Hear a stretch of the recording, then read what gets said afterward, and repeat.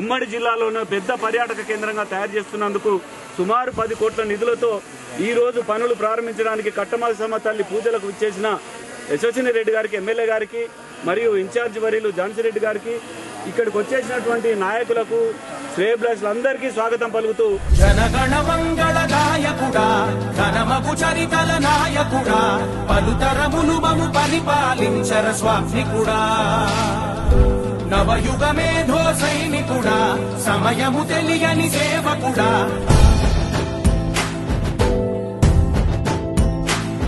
పనులు ప్రారంభించడానికి అంటే ఫస్ట్ జంగిల్ క్లియరెన్స్ తోటి మొదలు పెట్టుకొని ఈ రోజు స్టార్ట్ చేస్తున్నాము.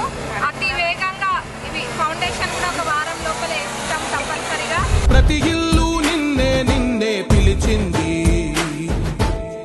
ఎమ్మెల్యే గారు పట్టుదలతోటి రోజు సీఎం గారికి కలిసినప్పుడల్లా సీఎం ఆఫీస్, క్యాంప్ ఆఫీసు మరియు సెక్రటరియట్ లో ఈ ఫైళ్ల కోసమే తిరుగుతా ఉన్నారు.